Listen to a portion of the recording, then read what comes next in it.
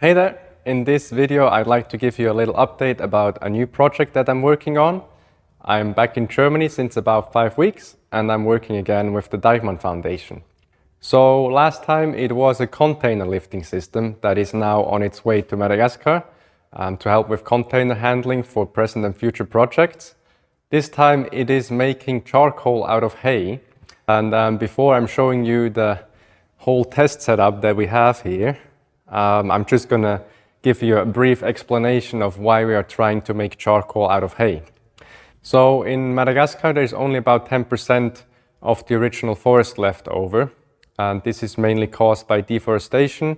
That happens because they need firewood and they make charcoal out of the wood to cook on it. In Madagascar, about 98% of all the population is cooking on wood every day, so it is either wood or charcoal. And by 30 million people in the whole country, this is a lot of wood consumption. So I guess that the reasons for looking at an alternative for wood or charcoal is quite obvious by now. On one side, that the remaining forests can survive, but also that forests can regrow. And how we are trying to achieve both with this hay coal project, I'm going to explain to you right now.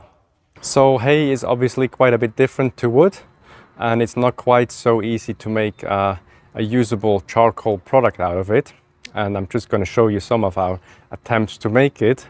So this, what you can see here, has been our first stove, and it has two chambers on the bottom. This is the burning chamber, where we used hay and straw to create heat in the top chamber, and this heat will turn the hay that we filled in the top into charcoal through a process that is called pyrolysis. Sadly, we had to use quite a lot of fuel in the bottom chamber to even get to the 400 degrees that are needed to turn the hay into hay coal, we call it. So the new method that we now came up with is simply using open barrels, and hay gets lit on fire, but then with adding hay on top in the right moments, the fire does not completely consume the hay, and it just burns off the gases and matters that aren't carbon, and what is left over is coal. And I'm just going to show you the outcome. This is from about half a day of burning hay in barrels, and we managed to not turn it into ashes, but actually have carbon now. There are a couple of hay bits and bobs left in there that haven't been carbonized, but it is a pretty good outcome actually.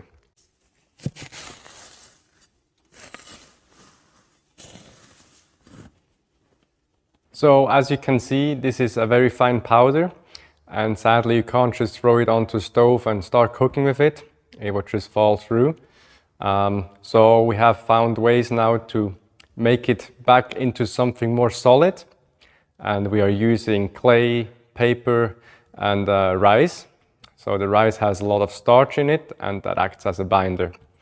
So the whole test setup that you can see here behind me has been used to find out what works and does not work. We have quite the kitchen setup by now. We have a couple of air fryers and mixers and now a precise scale. What you can see here on this table are our finished and dried fireballs, we call them. It's just hand-formed dough, basically.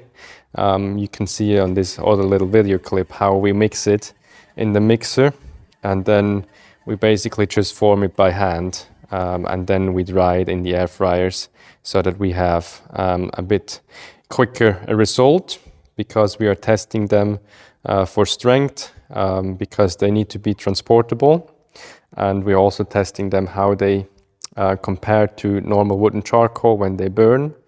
And another test is also that we are putting them into wax and use them as a starter even, so that they don't need to even use wood as a starter anymore. We also have been using this press that you can see behind me. there is an advantage in pressing the mixture into this mold here that we have created, and it's basically getting pressed by this stamp, and what comes out is a brick like this. And the advantage of these bricks is just that we get water out and they dry off quicker, but they also become a little bit denser, so there's more energy in the same volume. And we are still trying out the difference between just hand forming them and having them pressed into bricks. At the moment, these fireballs are our favorite, and we are going to be running more tests in the next couple of days, and we'll see what we come up with as the best mixture. And this mixture then has to be tested in Madagascar with the grass of Madagascar, and also with clay or paper in general. We have been looking for binders that are going to be easily sourced. So yeah, thank you for watching. Okay, this video isn't quite over for you yet if you like some more details and informations. I didn't want it to make the video too long, but I think there are some details that are worth sharing. And one of them is that with the deforestation, I said that the main reason is using wood for charcoal and firewood. There are also other big reasons, like just clearing land for creating agricultural spaces. So in the end, it doesn't really matter how those forests are getting smaller and smaller. At some point there won't be any wood left, or it will be very scarce, and the people will have a difficulty to find any fuel to cook their meal on. So hay does regrow much quicker than trees. And one reason why we are very excited about this method, using hay and turning it into charcoal, is that in many places the hay usually just gets burnt down, and that is mainly caused by the people. And so a huge energy resource is actually just getting burnt down and is not getting used. There are all the areas where the forests have been before, where grass is growing, and with it also the small little trees.